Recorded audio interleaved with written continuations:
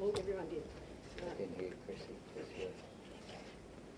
Okay, appreciate you all being here. I'm joined, of course, with the Prime Minister, Commissioner Lanyon, Commissioner Barrett, the Minister for Mental Health, Rose Jackson, the Chief Psychiatrist, and the Minister for Police.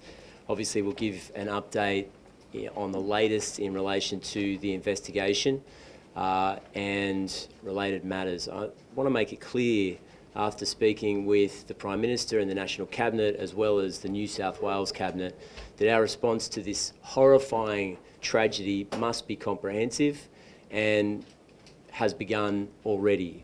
Our approach to this terrible crime in New South Wales is multifaceted, but I want to make it clear that our efforts to firstly work with the New South Wales Police on counter-terrorism efforts continue. Secondly, fighting anti-Semitism in our community, which will not be done in a week or a month, but it's a long-term important project for the Government of New South Wales, working with civic leaders and the people of this state. Thirdly, gun law reform in New South Wales, with legislation brought into the New South Wales Parliament to make gun laws tougher in this state. I'm determined to bring in the toughest gun laws in Australia, and they'll be significantly tightened in New South Wales. And lastly, and importantly, and this has been reflected from civic leaders, community leaders across this state, bringing New South Wales together as a time of healing. I saw on the news some of the rabbis who gave some incredible, heartfelt messages to the New South Wales community about coming together, showing love to one another, and getting through this through healing. And I thought that they were incredibly important messages right now in New South Wales, messages that we all need to hear. I'm very grateful for their intervention. I want to speak a little bit about blood donations too. I'm very happy to report that there has been 50,000 appointments to give blood in New South Wales, which I understand is a 5-fold increase. Say to the people of New South Wales, don't give up. If you haven't got an appointment, if you can't get in immediately, we require your blood. Be a blood donor in New South Wales. To put this in perspective, for somebody in trauma, they may need 100 individual donations to save their life. So this is an urgent priority. Don't give up if you're at the end of the line, Judy. I'm also here to report that small business help will be forthcoming in the next 24 hours, or will announce a program in the next 24 hours for small businesses in the Bondi area. We know there's huge disruption associated with this huge police investigation. There's been an impact on the local community, and part of our job after this investigation moves on is to ensure that we lift back up the Bondi community and we give people a place to come together and to return to a semblance of normal life. I want to make it clear, none of the shopkeepers, none of them have complained about this at all, but we want to have their back as they open their doors in the coming days. There's lots to say. I just want to thank the public, in particular the Jewish community and interfaith leaders, for their warm support in the government's decision. The second day of Hanukkah. This has been a tragic event for the Jewish community of New South Wales and Australia, but we're determined to meet it head on with a program and a set of reforms to ensure that we do everything we possibly can to ensure that it's not repeated. I'm going to pass over to the Prime Minister and then Commissioner Lanyon. Yeah, thanks very much, Chris. My message to Jewish Australians is that we stand with you as a nation. We embrace you at what is a terrible time. These anti-Semitic terrorist attacks will not be successful with their objective, which is to divide us as a nation. We will continue to come together as a nation and to embrace each other. Earlier today, I met with Australian hero Ahmed and his family. I met his mum and dad, who are visiting him here, as well as other relatives at St George Hospital. I thanked him for the lives that he helped to save, and I wished him all the very best with his surgery that he will undertake tomorrow. And I was able to also thank the health professionals, the doctors, nurses and staff at St George Hospital for providing support for him. Sunday's tragedy will have, of course, an immediate and lasting impact on many Australians. But the Jewish community here in Sydney and nationally, first responders and people in Bondi and Sydney, the impact will be particularly acute. The Australian government has made significant investments in mental health, including expanding headspace and the creation of Medicare mental health centres. And I encourage all Australians affected by this tragedy to consider accessing the mental health support, including through Beyond Blue on 1300 22 4636, Lifeline on 131114, Kids Helpline on 1800 55 1800. Headspace for children and young people and Medicare mental health centres are of course available to support people affected by this tragedy. Yesterday I convened National Cabinet where National Cabinet again spoke about the scourge of anti-Semitism and the commitment to stamp it out. We also agreed that Premier Minns and Premier Cook, as the incoming chair of the Council of Australian Federation, would work together to strengthen Australia's gun laws.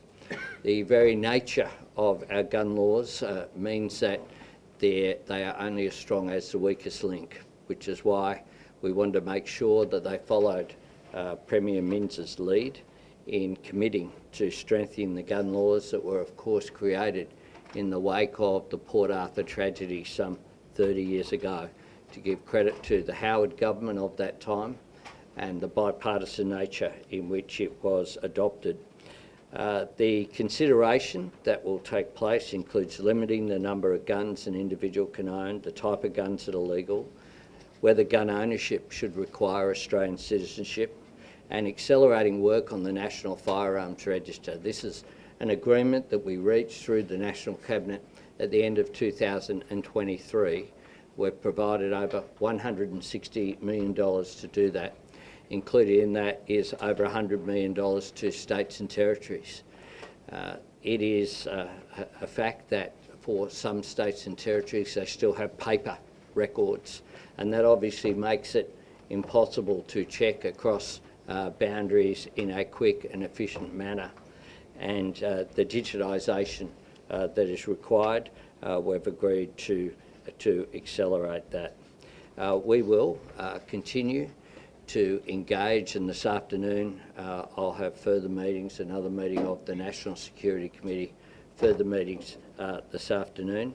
My government is absolutely committed to working with New South Wales, as well as working with community organisations, particularly Jewish community organisations at this time.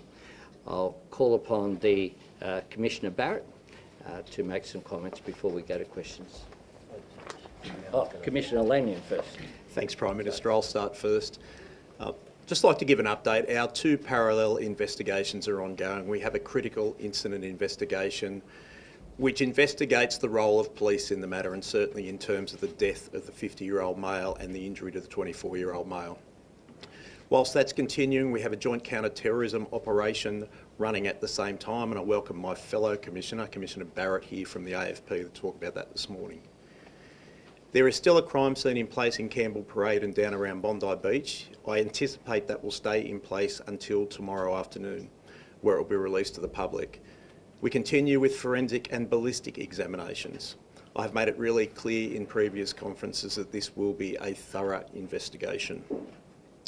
I apologise for the disruptions to pedestrians and traffic while that crime scene is in place, but I'm sure all of the community understands the importance of investigating this abhorrent matter. The Community Reception Centre has been open and activated at the Intercontinental Hotel at Coogee. That will provide health support to people who require it, mental health support, but also allows us to speak to those who are witnesses to this incident and treat them sensitively. The Public Information and Inquiry Centre is operating. That number is 1800 227 228. It's been really important to give our investigators in the joint counter-terrorism space time to investigate this matter before releasing too much information. There has been reports in the news about our two offenders travelling to the Philippines last month. I can confirm that they did travel to the Philippines, The reasons why they went to the Philippines and the purpose of that and where they went when they were there is under investigation at the moment. I also confirmed that the vehicle, which is registered to the younger male, contained IEDs, but I also confirmed that it contained 2 homemade ISIS flags. We continue to work through the motive of this tragedy, and we'll continue to do so, and I think it's really important that our investigators continue to be given time to do that. This is a very complex investigation and important that we do it thoroughly. Operation Shelter ramped up yesterday. We have static patrols or static guards at a range of locations around the eastern suburbs, particularly Jewish places of worship and other important locations to the Jewish community. In addition to that, we have mobile patrols, and I want to make it very clear to the Jewish community, as we did to their leaders yesterday, that the New South Wales Police stands right beside you. We are here to keep you safe. I want the community to feel safe and be able to go around their way of life. New South Wales Police will maintain a significant response in Operation Shelter to ensure that the community can go about their normal way of life. I would like to correct a record. I have been indicating that Sajid Akram, the 50-year-old male, has held a firearms licence since 2015. Mr Akram applied for that licence on the 8th of October 2015, and it was recommended that it be issued in November 2015. I'm advised that he did not get a photo taken as required by that licence, and the application lapsed in 2016. A second Category AB licence was applied for Mr Akram in 2020. That licence was recommended for issue and issued in 2023. I think it's important that the transparent nature of the investigation provides that change.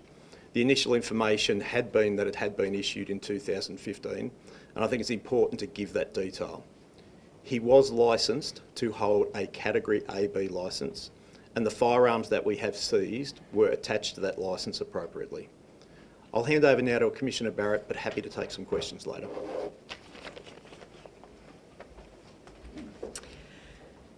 Good afternoon. Last night with Home Affairs Minister Tony Burke, I had the chance to lay a wreath at Bondi Beach after immediately returning from an overseas work matter. Between the time of this attack and until I landed back in Australia, I have had regular contact with the Prime Minister, with Minister Burke, with New South Wales Police Commissioner Lanyon, and with the AFP's Counter-Terrorism and Special Investigations Command, as well as senior Jewish leaders.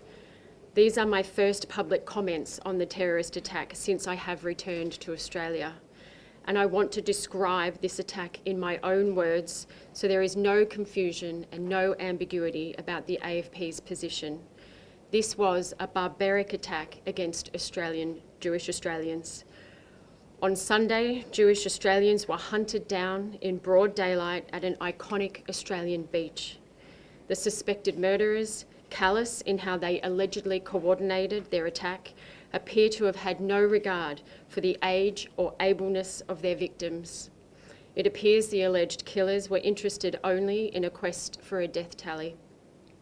Like October 7, 2023, we will not forget how that shocking attack forced Jews around the world to relive modern-day terror that should have been consigned to the history books decades ago.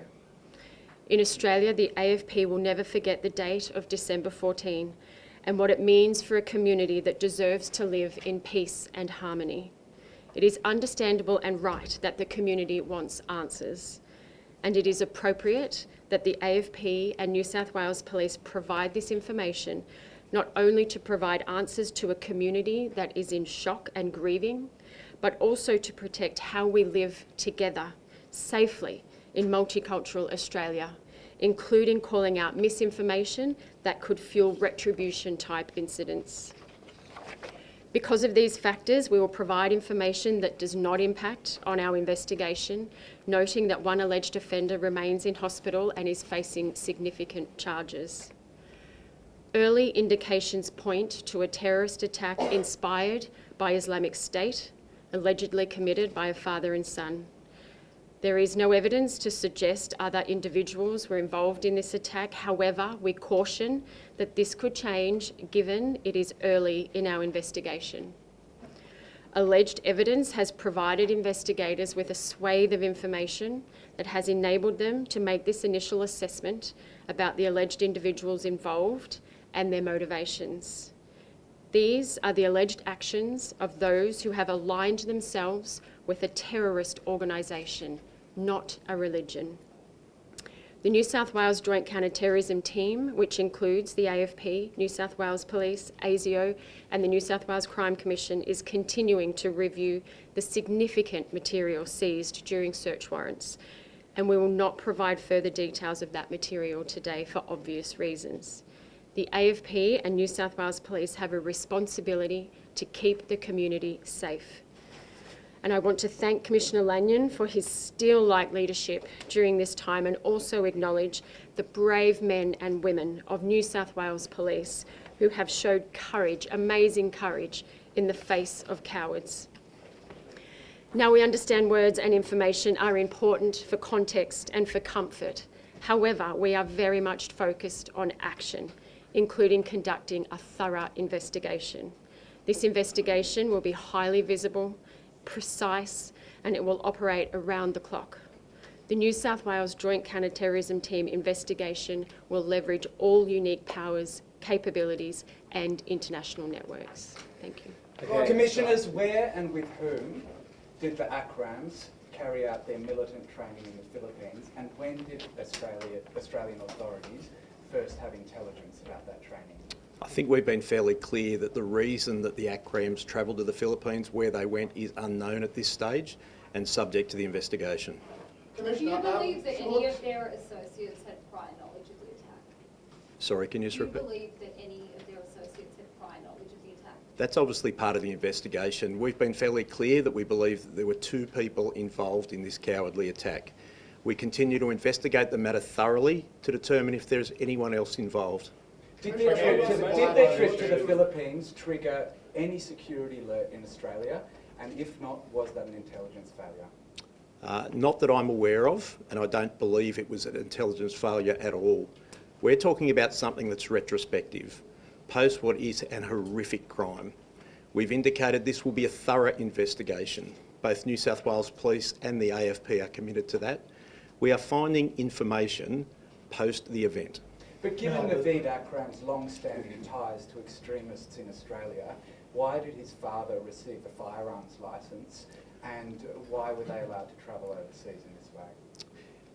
The issue of the firearms licence is something that I've addressed previously and something that is subject of an investigation. The Firearms Act has certain requirements.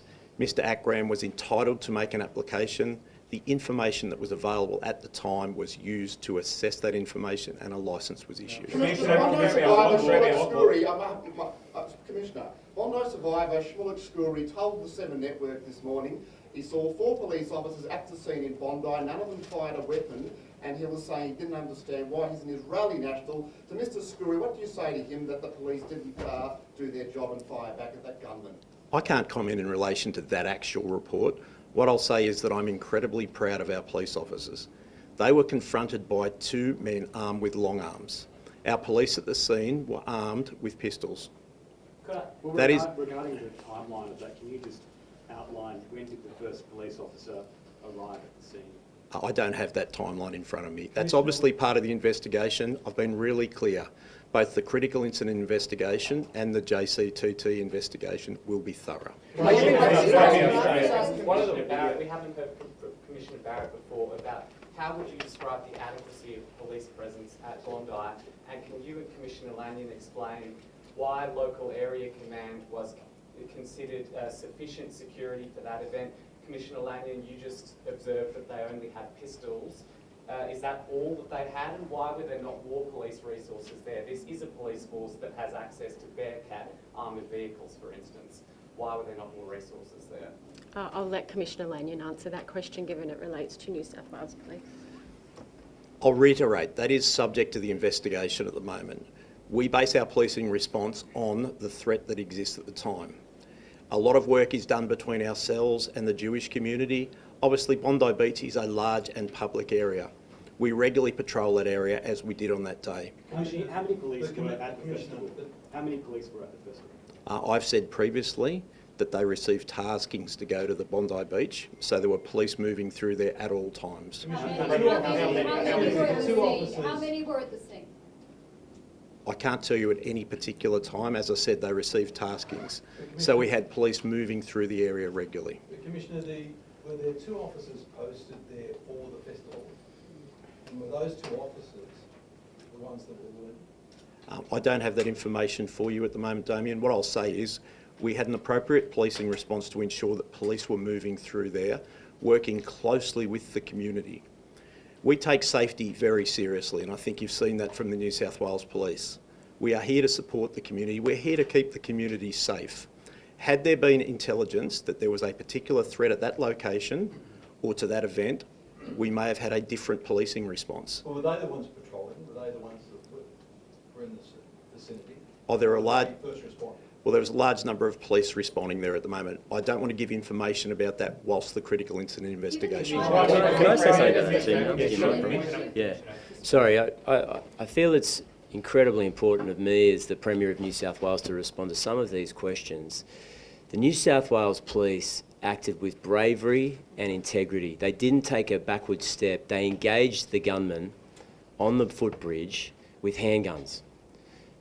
The offenders had long-range rifles, and New South Wales police officers were responsible for killing one of them and shooting the other one, and as a result, saving many, many people's lives.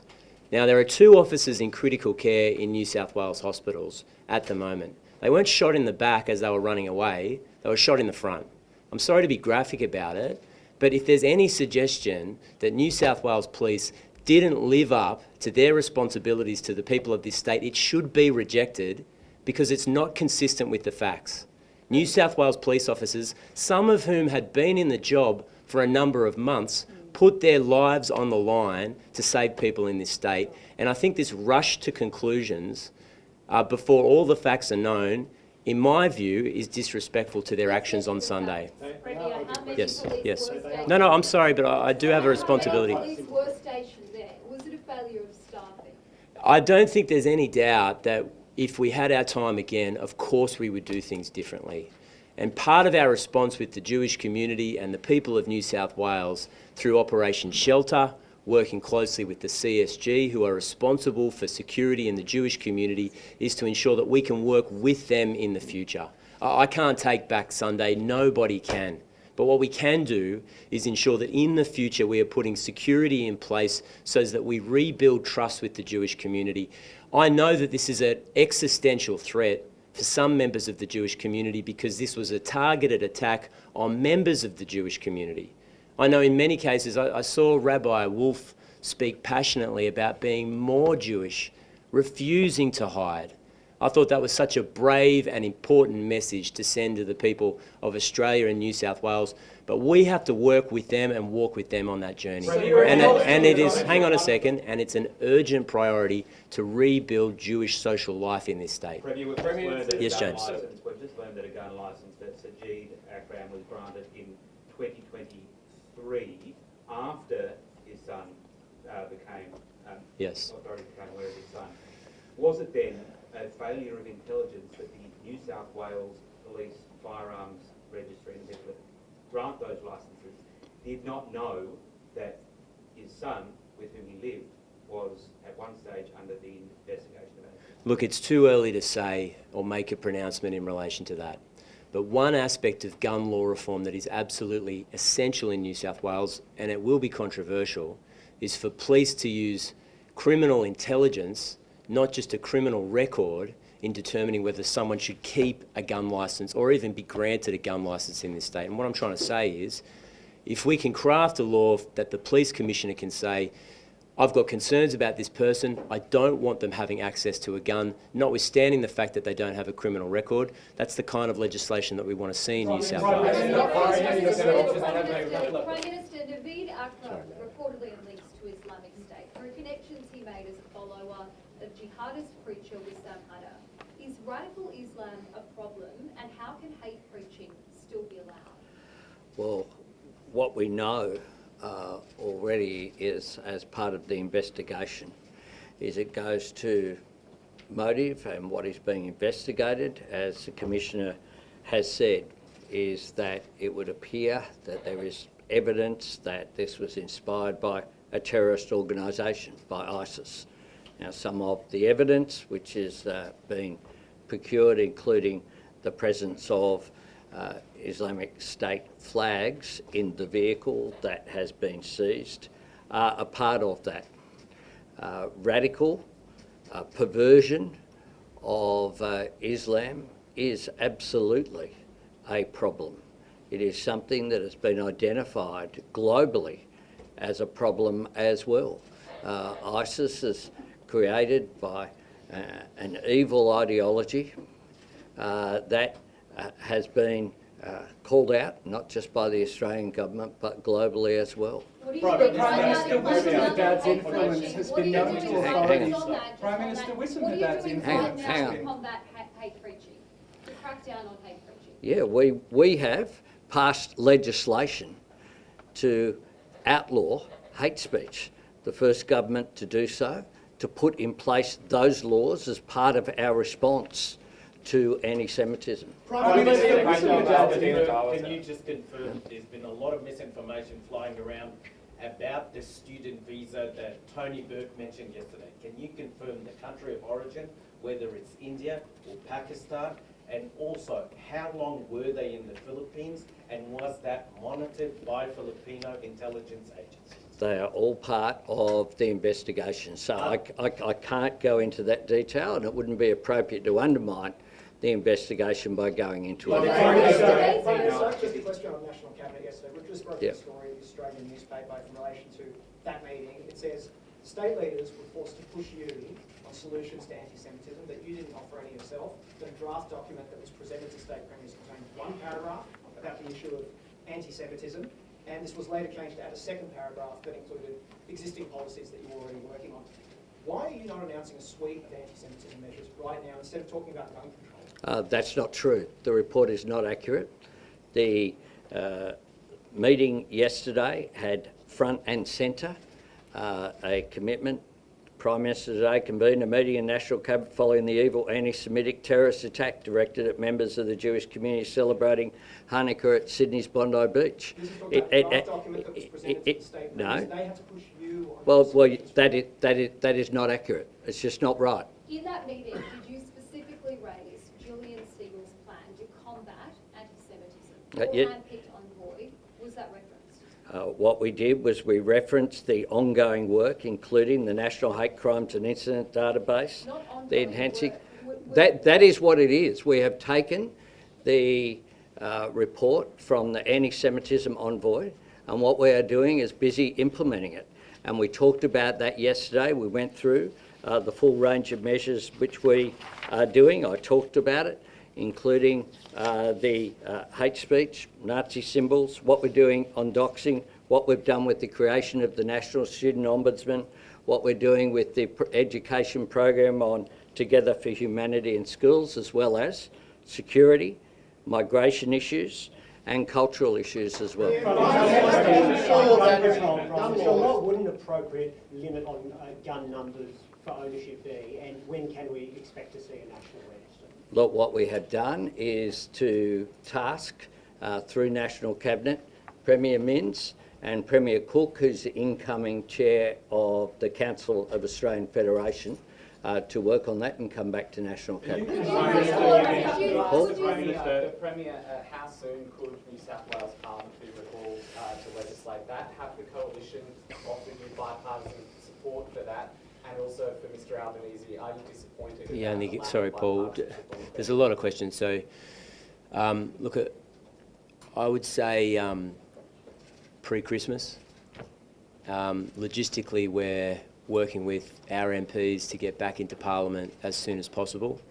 I haven't had a detailed discussion with the Leader of the Opposition, but in fairness to her, we don't have a draft bill. What I have been able to say is that she's been incredible working with us over the last 24, 48 hours. She's the member for that community, and I can't speak highly enough of the bipartisan way she's approached this incredible tragedy. So I don't want to speak for the coalition, but sorry, I don't want to speak for the coalition, but I think we'll be in a position to do this together. Yes.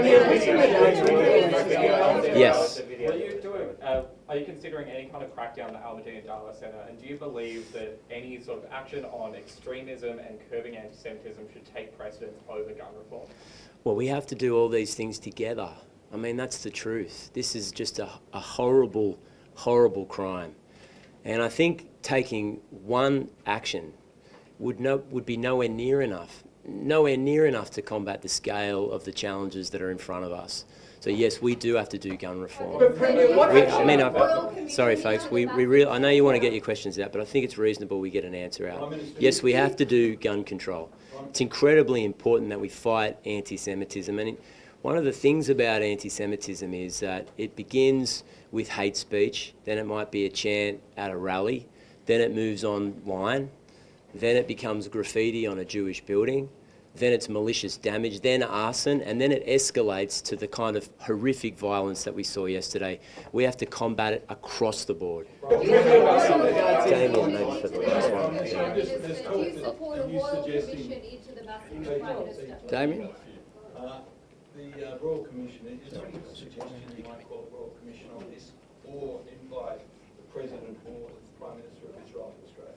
Look, we're working through all of these issues. Our focus has been on the immediate response, the investigation, our National Cabinet meeting yesterday, our National Security Committee will meet again this afternoon. We'll continue to monitor all of these issues. And to Paul's question that was, I didn't get to. I was going to ask if you were disappointed about a lack of bipartisanship on the federal level. Look, this is not a time for politics.